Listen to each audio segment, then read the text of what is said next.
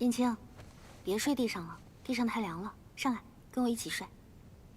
不行，你是夫人，我是丫鬟，咱们身份有别啊。傻丫头，都是一家人，哪有那么多约束啊？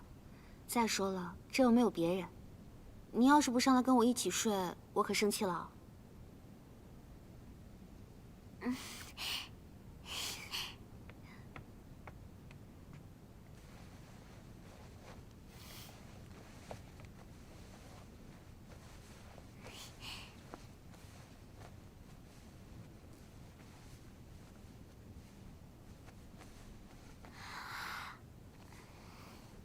燕青，谢谢你。夫人，你谢我什么呀？我自小就被别人看不起，也没有人愿意跟我做朋友。我一直也是孤零零的一个人。但自从到了程家，你们对我的好，我是真的都能感受到。所以遇到你们，我真的特别幸运。夫人，咱们俩都是穷苦出身，但幸运的是，我们有机会进入程家，过得比以前更好了。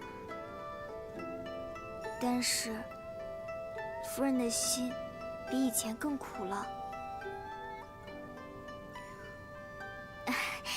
不说这个了，咱们明天还要逛逛上海呢，早点睡吧。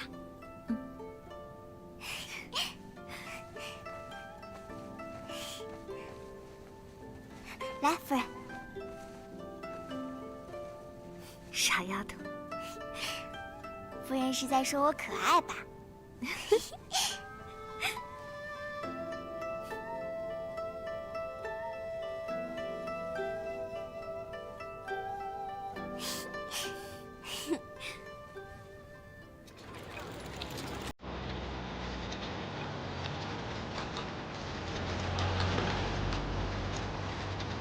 哇，上海真繁华。是啊，遍地都是生意啊。那当然，上海是金融中心，国际化的大都市。那就是说，只要在上海打开了知名度，就能打开国人的新认知。其实是打开全世界。燕青，你看那。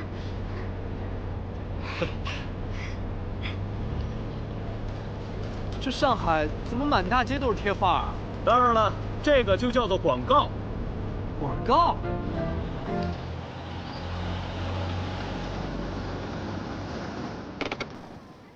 我们到了啊。慢点，来。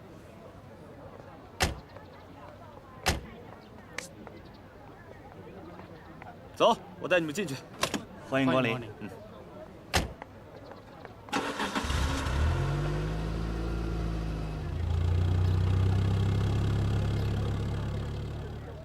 Excuse me， 先生你好。2杯拿铁，2杯卡布奇诺。好的，先生稍等。在上海做生意嘛，最主要的那就是打广告、做宣传，搞出名声，玩出花样，这样别人才会觉得你的东西更加的高贵，使着有面子。只有这样，那些各界的名流才会趋之若鹜。打个比方说，我店里卖的法国雪花膏，舶来品，5块大洋1瓶，那些贵妇小姐们争着抢着要。反观国货，才2角1瓶，没有人要。为什么呀？是国货的品质不好吗？哎，偷偷跟你们说啊，打扰一下，先生。啊，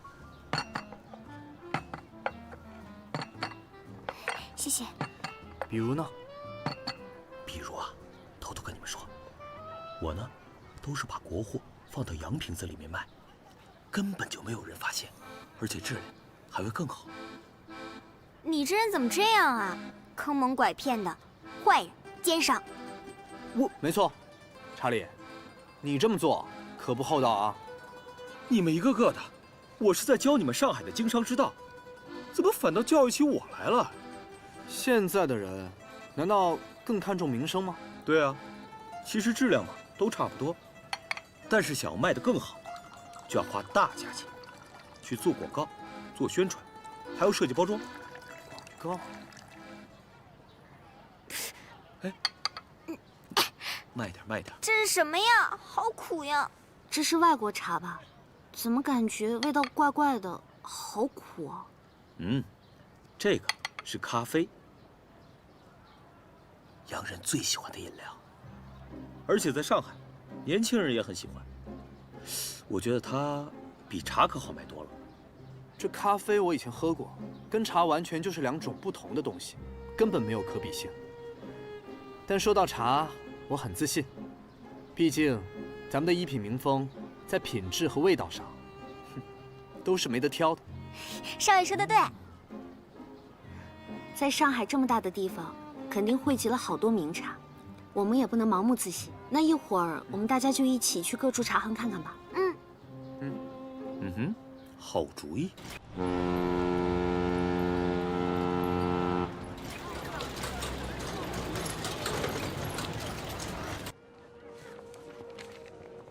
哟，几位需要点什么？老板您好，啊，你好，你好。请问您这儿都卖些什么茶呢？啊，咱这儿有英国的川宁、日本的仙露，还有印度的红茶。那您这儿有没有我们中国茶？咱中国茶当然有了，有碧螺春、祁门的红茶、武夷山的岩茶，还有铁观音。当然，咱国内的茶呀不太好卖。老板，啊，你有没有听过一品名风啊？一品名风，还没有听过。江苏吴县城市出品的上等好茶，一品名风。上等的好茶，我这儿的茶个个都是好茶。你说的那种茶，我没有听过，是不是吹牛啊？啊？你这是什么态度啊？我什么态度？你们说的杂牌茶我没有听过，不行吗？你是谁杂牌茶呢？景墨，就你这种态度，祝你早日关门大吉！哼！哎，小姑娘，你怎么说话呢你？说得漂亮，燕青。不好意思啊，老板。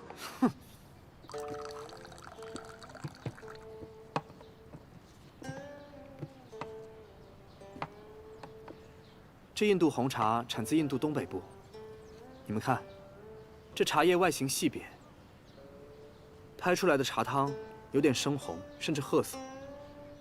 但是滋味浓，属于烈茶，倒是很适合冬季饮用。这什么啊？特别浓，还很苦，一点回甘都没有。这日本出品的茶叶，超过90%都是绿茶，但在制作上和我们的绿茶却有不同。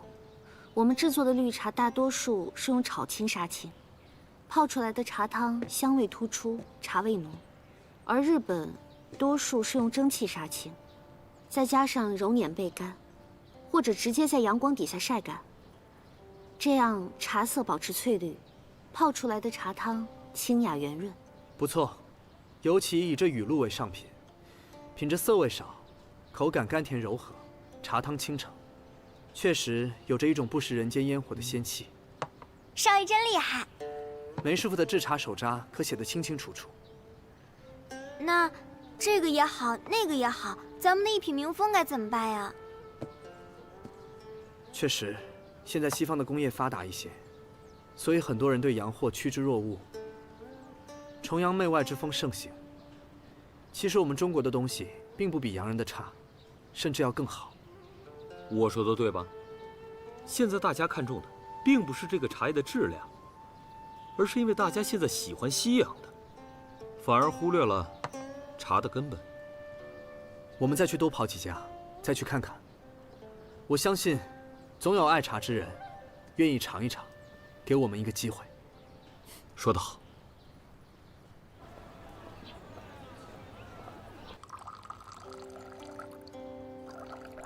林老板，青松居难道也卖西洋茶吗？这儿这么古朴，喝西洋茶会不会格格不入啊？饮茶品茗，它是不分地域的。中国茶历史悠久，源远流长，但是并不代表西洋茶就没什么好。我们青松居不光有都韵毛尖、西湖龙井，也卖英国的川宁、日本的仙露。总之一句话，只要是好茶，我们青松居都有，不分中外。看来林老板是真正的爱茶之人。我们今天算是遇上知己了。茶客们都说您是茶痴，想必您对茶也十分了解。不知您有没有听说过一品名风？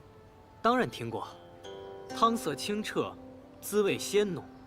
多年前，我的一位朋友曾经送予我几盒，我因为实在是留恋它的味道，就没有出售它。没想到啊，等我喝完之后，竟再也无缘遇到了。燕青，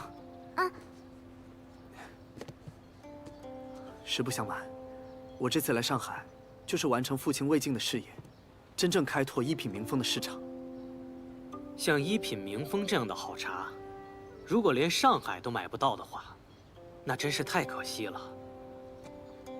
我青松居可以为你们订购一些，但是呢，要想真正打开上海的市场，就得让那些外行的人、不懂行的人了解它、认可它。这着实不是一件简单的事情啊！少爷，那不是七月吗？什么7月呀？这可是小春风。不是他。哎，我们可以请小春风来代言啊！哎，我们花点钱把知名度搞上去。小春风现在可是全上海最火的电影明星了，如果他愿意帮我保证，付出1点，一品名风一定可以在上海家喻户晓。哎，我看查理这个主意不错。小春风这么妩媚漂亮，找她代言，效果说不定会很好。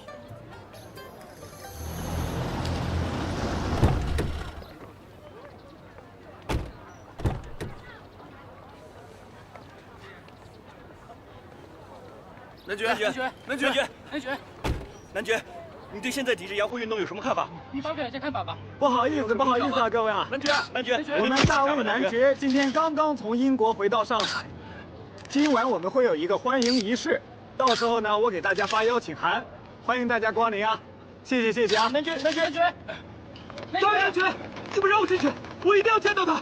我有很重要的事要跟他说，你们让我进去吧。啊，大卫男爵，不好意思啊，你们让我进去吧。不好意思啊，查理。你这是干什么？英国皇室成员大卫男爵来上海了，我一定要见到他。英国皇室？你找英国皇室干什么？我爹也是英国皇室成员啊，他一定见过我爹。我爹真的是英国皇室成员，我的房子、我的洋房都是我爹留给我娘的，只是他从来不知道有我这么个儿子罢了。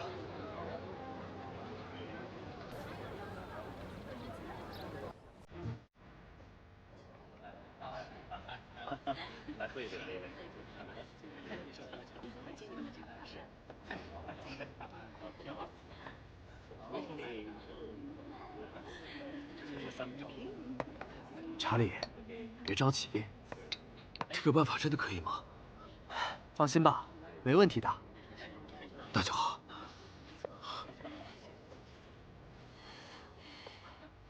他来了。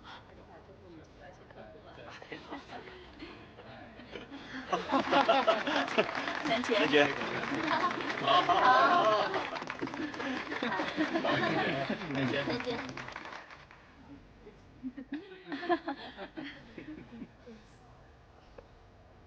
What's this?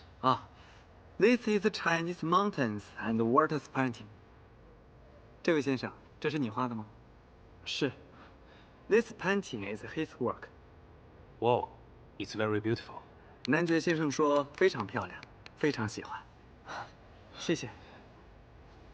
男爵先生，这是我们无限的一品名风，请您品尝。This is Chinese tea， 一品名风。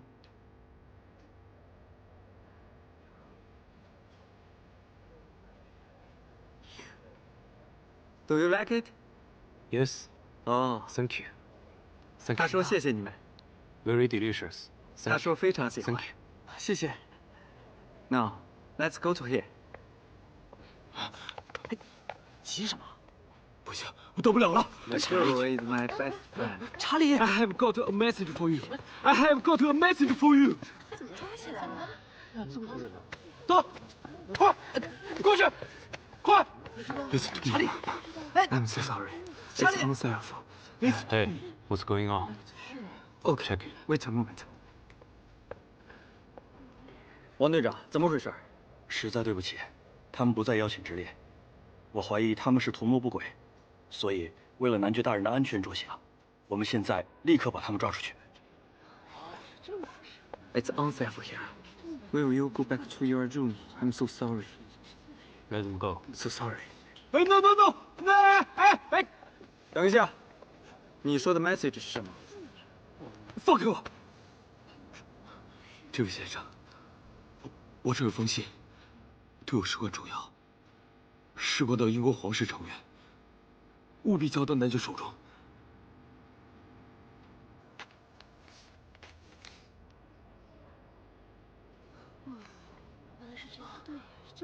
王队长，大卫男爵非常喜欢他们的水墨画和茶，把他们放出去便好了，不要为难他们。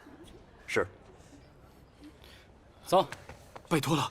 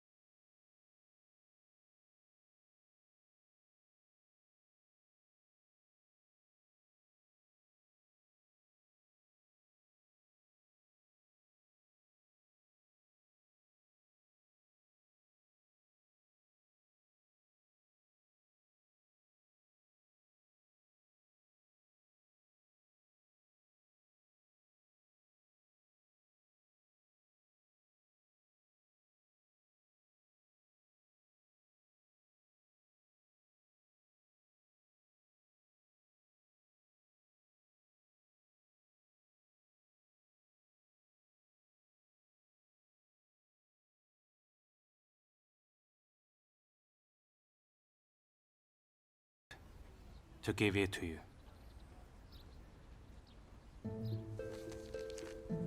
Charlie is okay? Charlie's very good.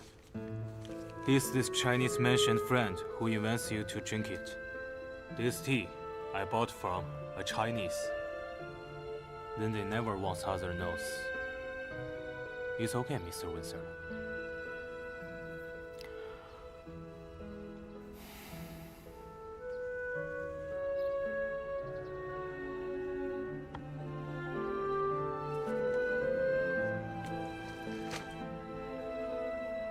I want to do something for Charlie.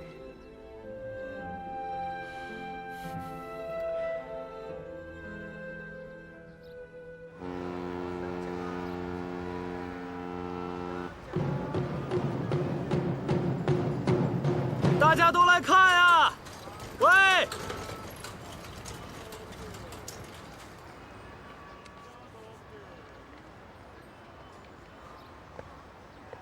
怎么样？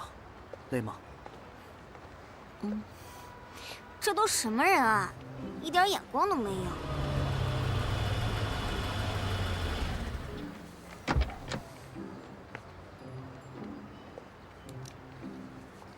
Hello， 查理先生，我认识你，你是那天帮我们解围的人。哎，景墨，大卫男爵让我把这封信交给你。谢谢，谢谢。 等等，燕青。啊！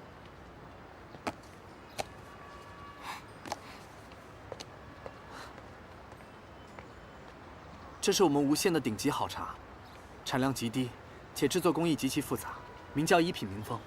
这一份你帮我转交给大卫男爵，另一份送给你，谢谢你的帮忙。这位先生，谢谢你那天替我们解围。一看你们就是真心做茶的人。我也是中国人。 我不帮你们，谁帮你们呢？那您就更应该收下了。那就谢谢了。很高兴认识你们，我叫孟泉，有什么需要帮助的，随时来领事馆找我。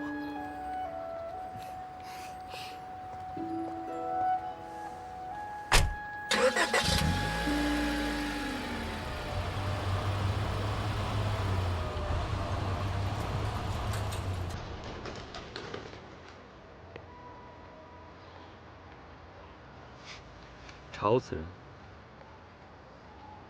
查理，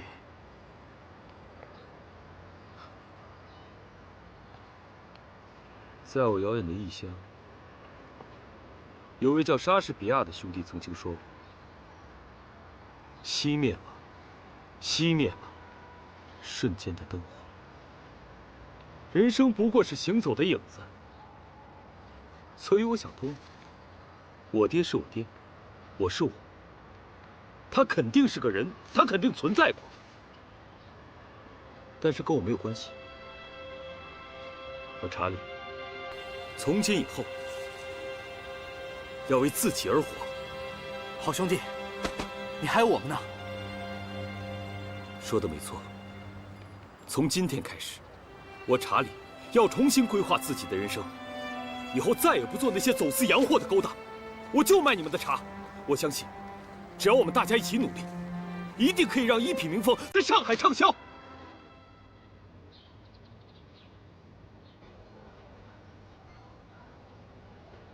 这查理说的信誓旦旦，也不知道这门路到底靠不靠谱。耐心一点，来不来一会儿就知道了。你之前那么反对我找小春风，今天又主动约见，还真是善变。那不然呢？难道我们就这样空手而归吗？你就不会不甘心吗？我不是那个意思。我知道，你这么做是为了开拓一品名风在上海的销路。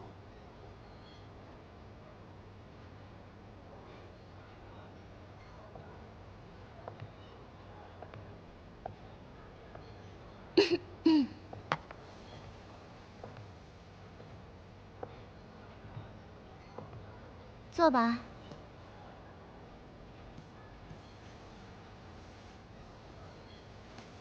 说吧，找我什么事儿？怎么约了一个这么土的地方？哟，这个小哥哥长得还挺标致的嘛。春风小姐，你好，我们是来自无县的茶商，想跟你谈谈合作。无县什么地方？我没听说过。无县就是苏州，苏州就是无县。我们的茶在无县也是数一数二的商品。哦，不知春风小姐是否愿意为我们的一品名风做广告代言？价格是多少？你们可能还不知道吧？我平常不喝茶，只喝咖啡。那是因为你没喝过我们的一品名风。我们这一品名风清透醇香，柔雅回甘，特别符合春风小姐您的身份和气质。哟，小哥哥嘴还挺甜的嘛。那你倒给我尝尝喽。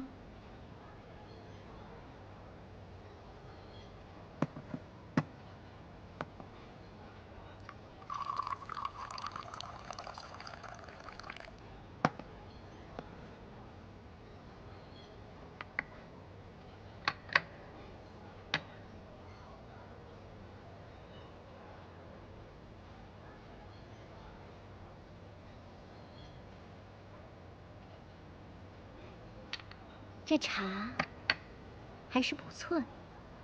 这茶绝对是好茶，我们无县人世代制茶都十分考究，光是采摘的季节和区域也有严格的限定。还请春风小姐报个价吧。3万大洋。3万？这么贵？贵。怕是你们外地人不知道上海的情形吧？这，春风小姐，我看您气质非凡，绝不是缺钱之人。其实选对一款产品，对您在老百姓心中的形象也有维护和提升的作用。我们的一品名风真的十分符合您的身份和气质。不好意思啊，我没什么兴趣。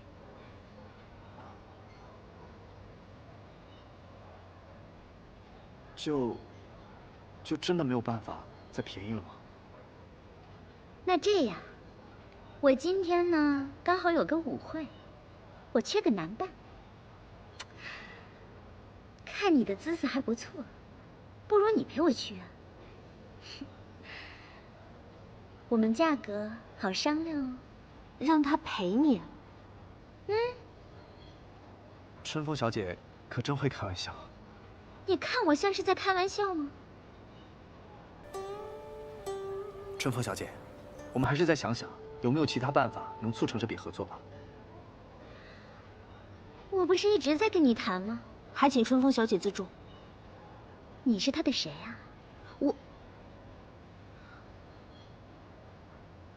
我什么都不是。那就好。弟弟，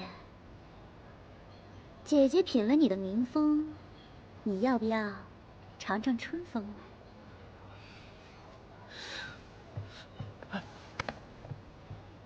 你今天出了这个门，我们就没有什么可谈的。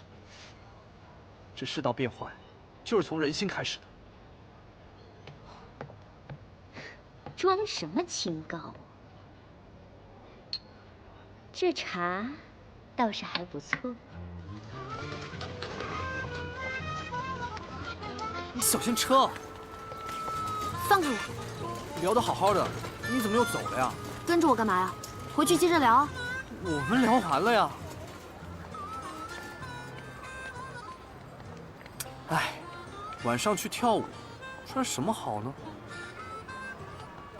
我一个阔家少爷，居然有靠脸吃饭的一天，真是没想到啊！你能不能不要去？你不会当真了吧？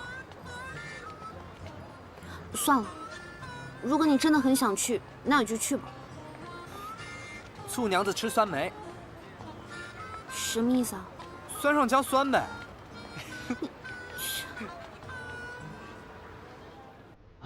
不好意思啊，久等了。哎呀，欢迎欢迎，我就是查理，全名查尔斯·阿尔伯特·蒙巴顿温莎。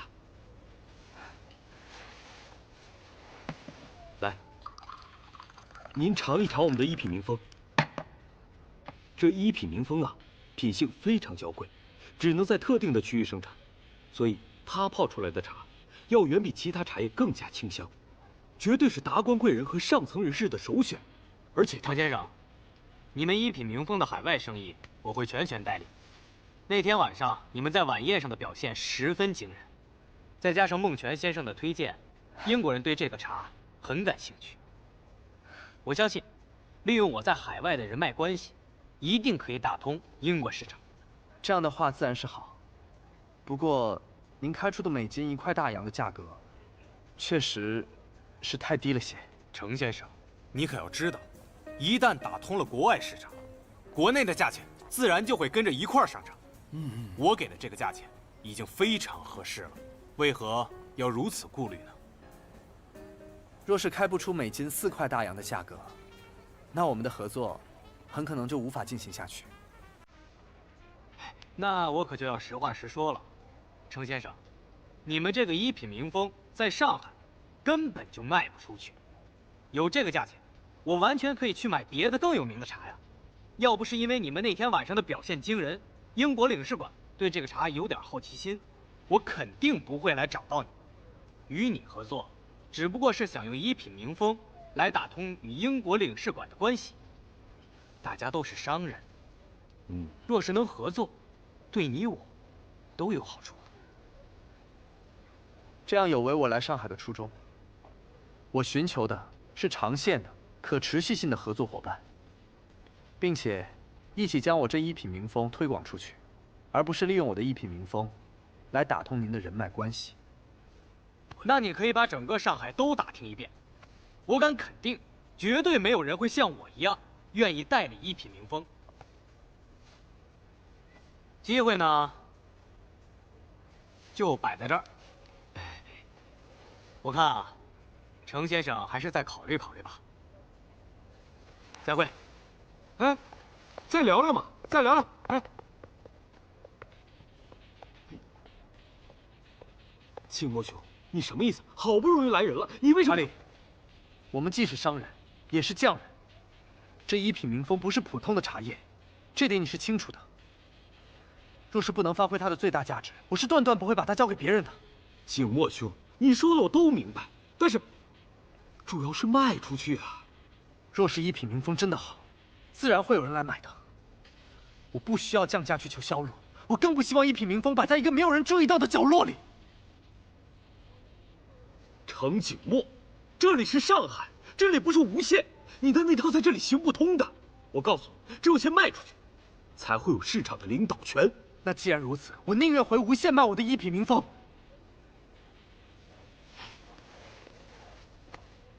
景墨说的对，查理，我们山水迢迢，水一程路一程的来到上海，不是为了把手里的货卖掉，赚一笔就回去。我们渴望在这里做成一品民风自己的品牌，千万不要着急将手里的货出手，而是要找到对的买家。对，你们都对，我错了好吗 ？Everything is okay。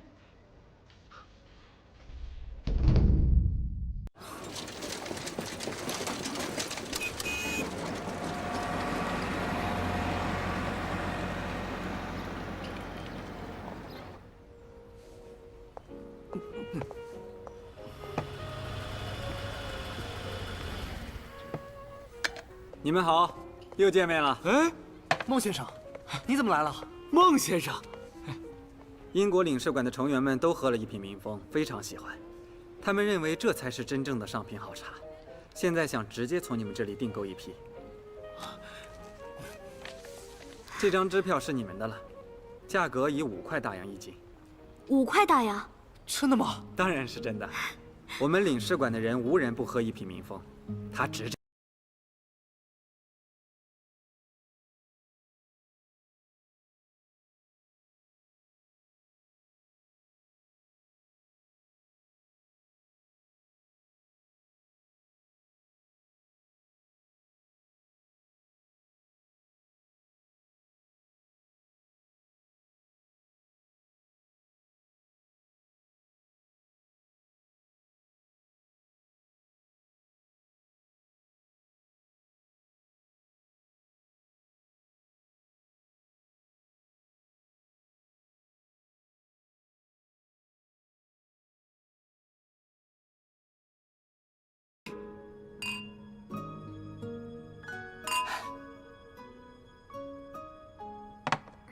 为了庆祝一下，今晚就带你们去大上海最繁华的歌舞厅，让你们感受一下我们国际化大都市年轻人的夜生活。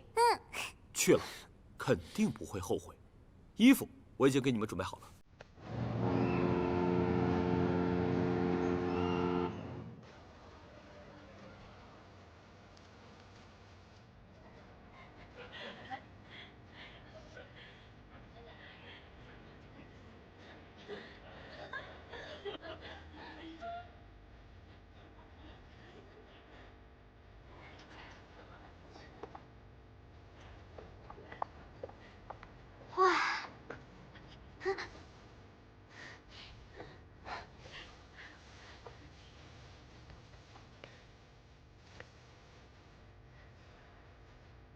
来，我给你介绍一下我的朋友，这位是精通中国文化的程景墨先生，旁边的那位就是程景墨先生的舞伴啊，温柔贤惠的阮秋水小姐。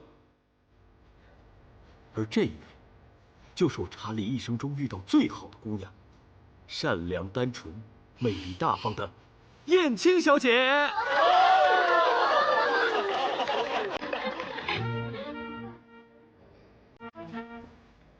燕青小姐，我能否邀请你跳一支舞呢？去吧，在无限可没有这么好的机会啊。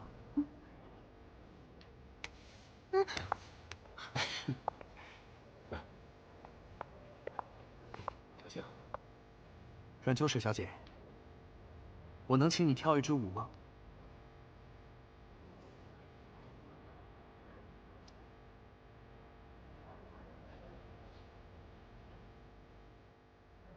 手搭在我的肩上，然后可以靠我近些。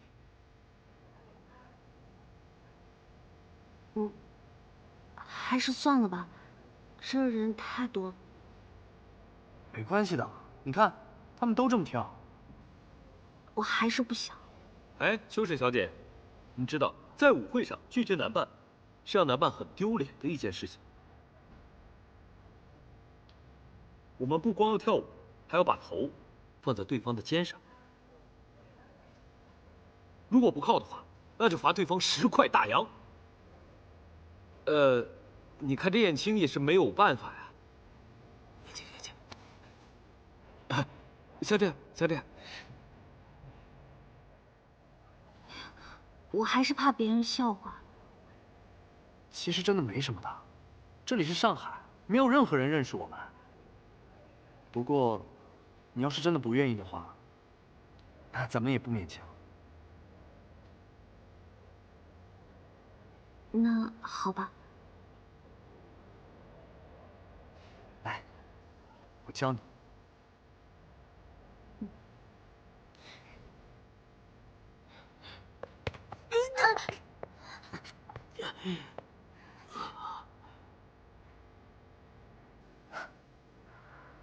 左，右。叶青，怎么了？哎，叶青，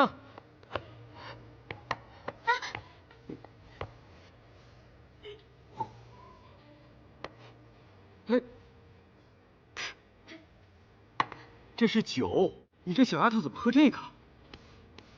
叶青，其实你跳的挺好，就是刚刚你太着急了。对，很好。然后往右转，对。左，右，左。叶青，你怎么了？我也不知道我怎么了。好了，是不是看他们这样有点酸？我不酸。那为什么看到他们开心的样子，你反而难过起来了？少爷从第一次见到秋水姐姐就喜欢她，千方百计的想和她认识，还救了她好几次。少爷心里对秋水姐姐的感情太深了，秋水姐姐走到现在也特别的不容易，所以他们两个能在谁也不认识我们的地方跨过心里的那道坎儿，我是真的高兴，真的。少爷是我在世上唯一的亲人了。燕青替他们高兴。好了，傻丫头，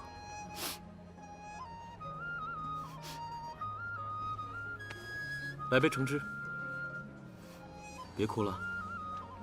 啊，好了。左，右，对，学会了吗？再来。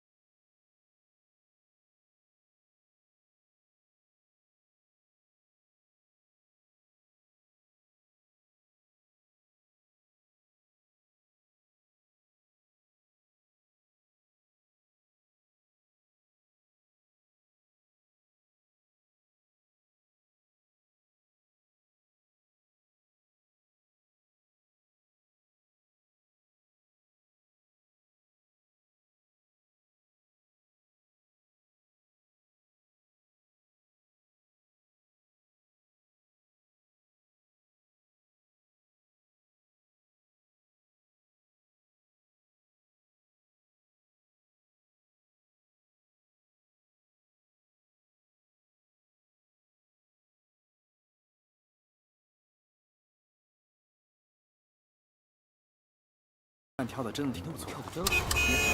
小心！哎，少爷！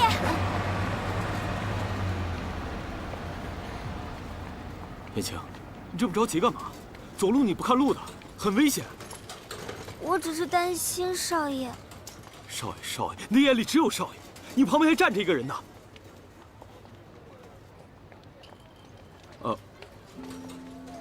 不好意思，我刚刚就是有点担心你。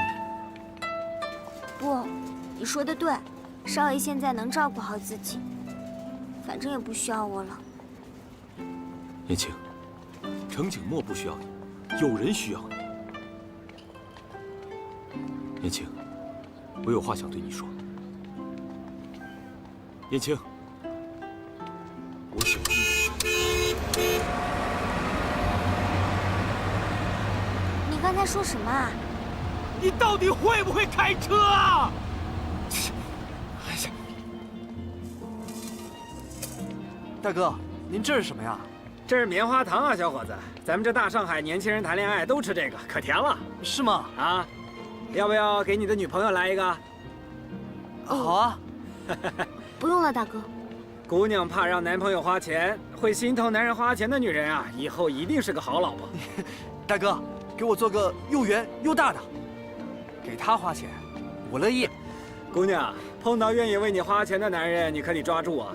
你看这小伙子，人长得又帅又愿意为你花钱，这要是不嫁，等着以后别人来抢啊！就是。我才不稀罕呢！哟，口气还不小。大哥，我这心早就在他这儿了，跑都跑不掉。好样的，小伙子，这样疼老婆，老婆才会疼你。像云像雪好像绵，如诗如花如他甜。来，姑娘，给你，祝你们一生幸福。谢谢大哥。给。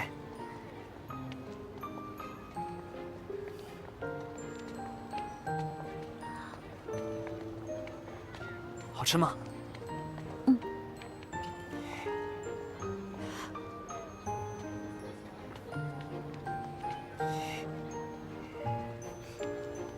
你吃吧。我不吃，等你吃完了我再吃。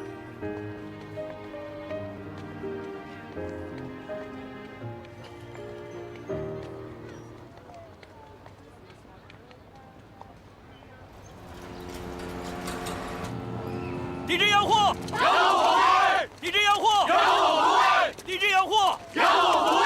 抵制洋货！洋货不会！抵制洋货！洋货不会！抵制洋货！洋货不会！抵制洋货！洋货不会！抵制洋货！洋货不会！凭什么抵制我们呀？抵制洋货！我这卖的都是中国茶，没有一件是洋货，你们可以来看啊！别听他的，他以前就是个黑心的走私商贩，我们要抵制他！洋货不会！抵制洋货！各位，洋货不会！根据维持地方治安临时军纪12条规定，破坏和侵犯人民财产安全的行为是违法的。我管你说什么呢？卖洋货就是狗腿子！抵制洋货！抵制洋货！抵制洋货！抵制洋货！抵制洋货！抵制洋货！冷静！我们都是中国人，振兴中华是我们每个中国人自己的心愿，这没错。但你们这么做是违法的。这家店之前是卖过洋货，这不假。但现在这家店里卖的东西，样样都是咱们中国人自己的。我是这家店的供货商，这家店里所卖的茶叶全部来自于江苏无锡。你们再看看那边2辆车，车上面是我们准备远销海外的国货。你们来在我们的店，这不是搬起石头砸自己的脚吗？抵制洋货！洋货不会！抵制洋货！洋货不会！抵制洋货！洋货不会！抵制洋货！如今内外都在分裂中华，国人有情绪也很正常。我觉得吧，这些事情跟我们没有关系，我们就做生意就好了。老天下者，匹夫之见，于有则焉而已。唉，又说这些听不懂的话。查理，明天起，咱们商行换个名字吧。换个名字？换什么呀？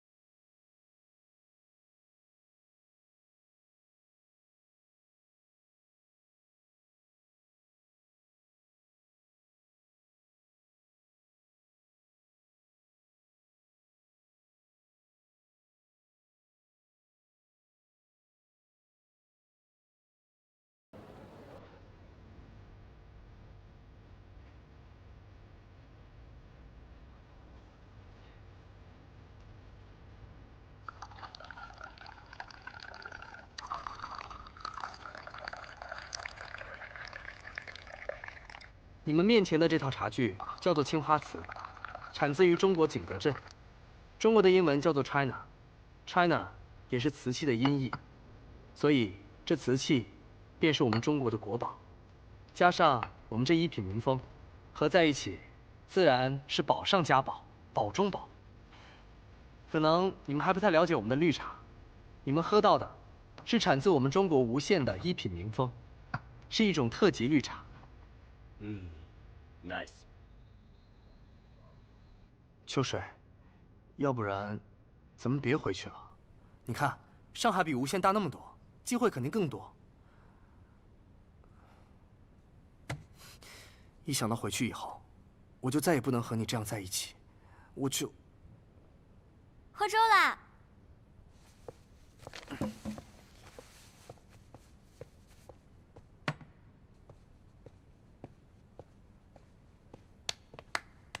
朋友们，重大好消息！凭借我的3寸不烂之舌，英、法、美3家出口商全都被我拿下了。照这个势头，不出3天，全上海的洋人都知道咱们一品民风。哎，那是我给少爷煮的。给你小气了。虽然咱们开拓了海外市场，但还并未真正在上海打开局面。我们得让自己的国人爱上我们的中国茶。明日我再陪你去哪个茶楼转转。好。水墨茶行弄虚作假，他们的老板查理根本就是个骗子。所谓的一品民风，根本就是上不了台面的劣质茶。你就是诬陷。若有胆量，我们就以茶道的规矩斗一斗。你若是输了，就乖乖的滚去上海。那要是我赢了呢？你是谁？我叫程景墨，这一品民风便是我的。你又是谁？我是谁不重要，你可以各大茶行去打听一下，上一届的茶王是谁。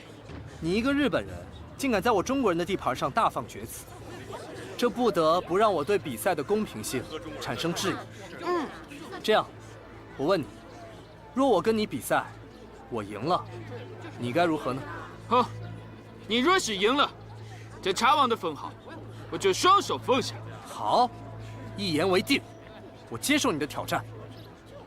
好，走。赶紧走吧，日本人，赶紧走，快走！景墨兄，他们东洋茶社可是前2个月刚拿到茶王的人啊。中国人的茶王，怎可落到一个日本人手里？我不服。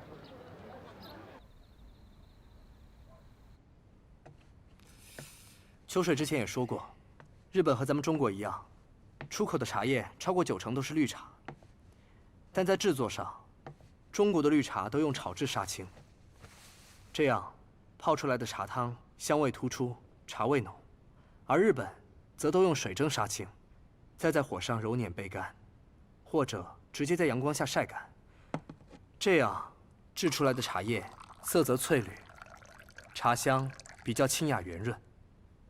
依我看来，日本的上等茶其实与我们的一品民风在品质上并没有什么差别。从这方面来看，我们没有任何优势。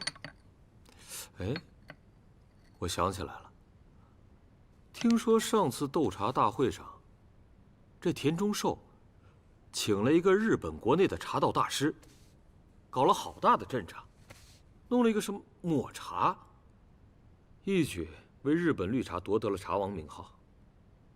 我们这次想挑战他们，我认为我们还得找一个更大的阵仗才行。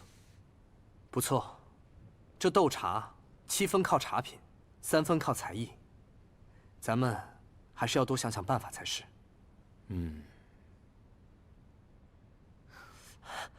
我想到一个办法。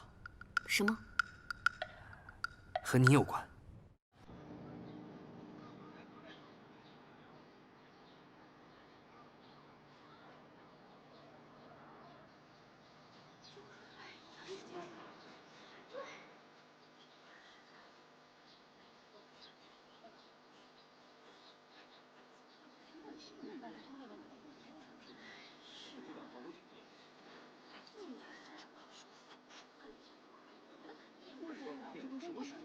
那个东洋人就是村正雄彦大师，据说是全日本最厉害的茶道大师。水墨茶行，看来是要关门大吉喽。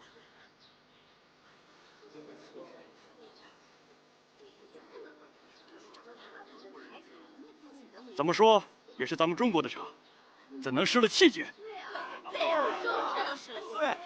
这水墨茶行抢了东洋茶社的生意，难怪田中社搞了这种阵仗。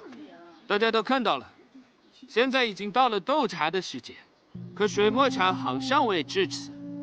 我想，这接下来就不需要再比了吧？他们一定是怕了。田中先生未免也太瞧不起人了。现在时间刚刚好。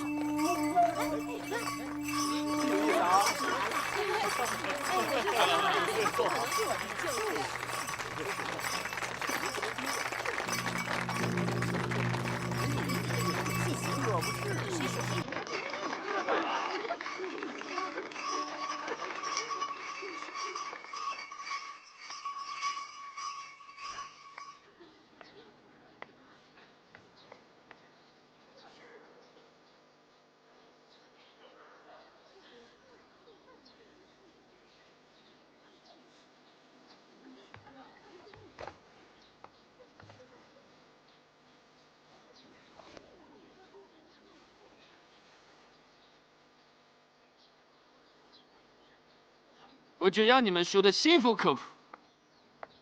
接下来，请村正大师为大家表演。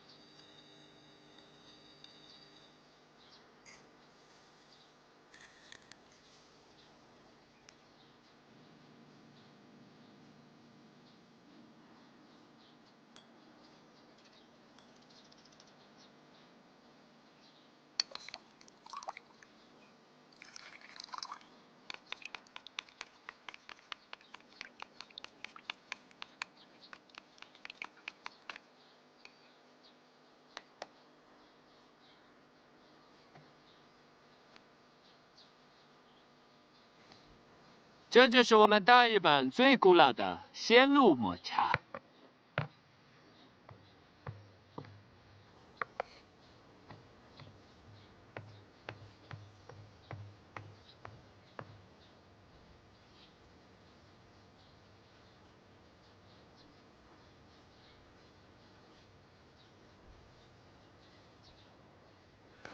真不错。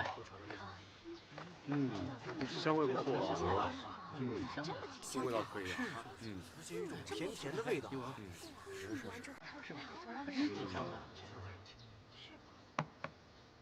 碧云引风吹不断，白花浮光凝晚念。不得不说，孙正先生之手艺的确非凡，在下佩服之至。我们日本的茶当然比你们中国的茶更优良、更高贵。既然你已经认输，那就请遵守之前的诺言。我只说了我佩服，却从未说过我要认输。你们急什么？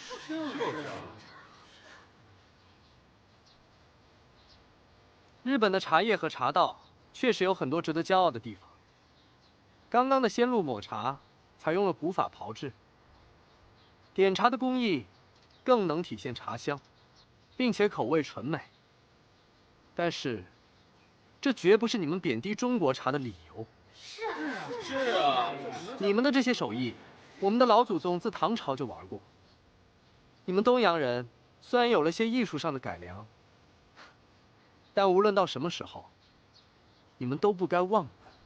对呀，好，说得对，说得好，厉害厉害，这说的太好了，好，说的有道理。那接下来轮到我们了。